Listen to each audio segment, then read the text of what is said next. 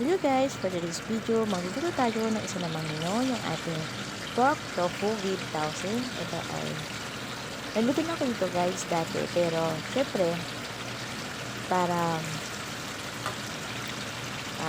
matal naman ulit natin yung ating uh, kakaiba, ating pagluto. Kasi iba-iba pagluto ng pork tofu guys, hindi lahat pare-pareho. So ito naman ay ibang klase at ibang ingredients ang ating ilalagay guys. Ayan, so fried lang ako dito ng ating liempo.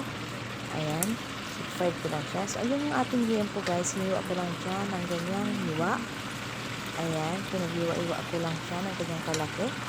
At pagkatapos guys, i-marinate ko siya overnight sa soy sauce, oyster sauce, paminta, at hindi mawawala ang ating cornstarch sa ating pagbabad.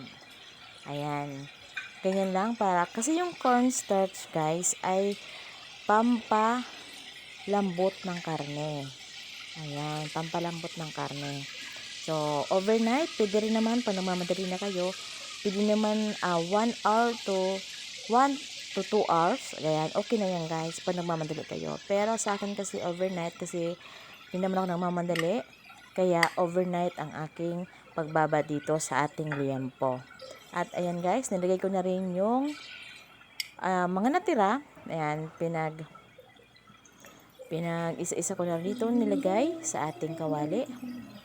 Ayan, ganyan ang aking paglagay para lahat ay pantay-pantay ang pagluto. Ganyan lang guys, ang pagluto ng ating pork tofu with tausi. Ayan, big fried ko muna yan. Yung pagka-fried niya guys, yung hindi naman masyado sunog, yung tama lang, yung magpula lang ang karne. Ayan, mag-brown or magpula ang karne, ganyan, tama na yan guys. So, barita rin na lang natin. At hintayin natin maluto ang kabila para sabay-sabay na natin itong lutuin mamaya.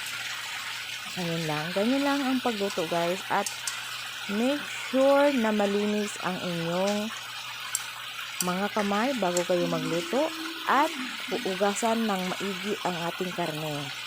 Ayan. Ganyan lang ang pagluto.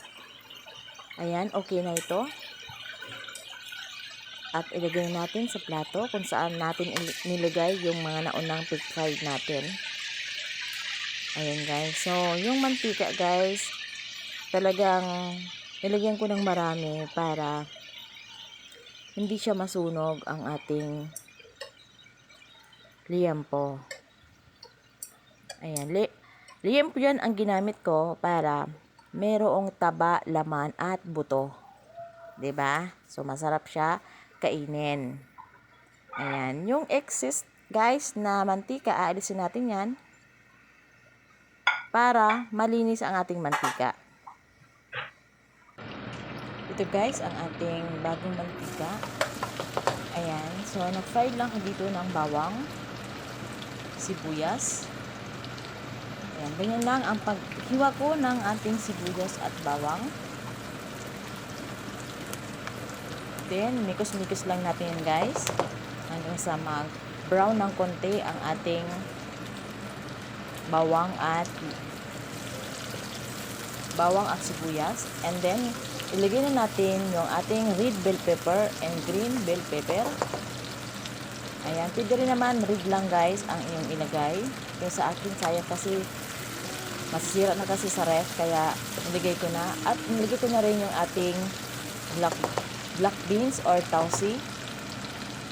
Ayan, pinagsama-sama ko na yan na pig fried. O, pinagsama ko yan sa paggisa natin. Ayan guys, hintayin lang natin na maluto ang ating mga red bell pepper. At ilagay na natin yung karne. Ayan guys, nilagay ko na rin ang ating karne para sabay-sabay na ito maluto. Ayan. Ayan, mikos-mikos lang natin yan guys. Ito ay napaka sarap. At lagyan ko rin ulit ng paminta para kasi nakulangan ako. At oyster sauce, konti lang guys, ang aking nilagay dito.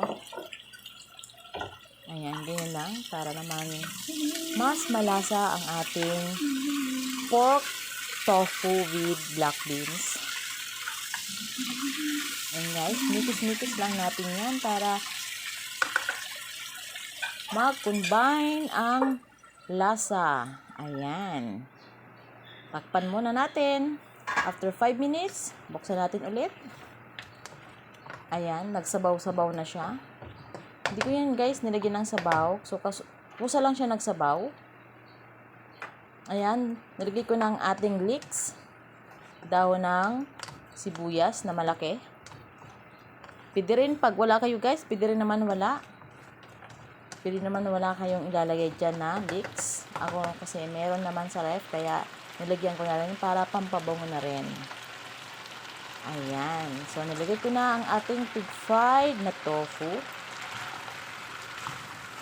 Ayan. Ganyan lang yung pig-fried at ganyan yung cut niya sa ating paglagay sa ating pork tofu. Ayan. Ganyan lang. Mikos-mikos lang natin.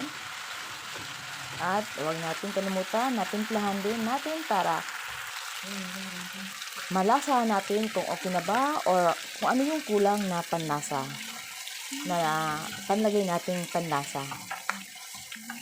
Ayan guys. So ito ay luto na at pwede natin i-serve. Ayan guys. Luto na ang ating pork tofu with black beans. Thank you for watching guys. Bye!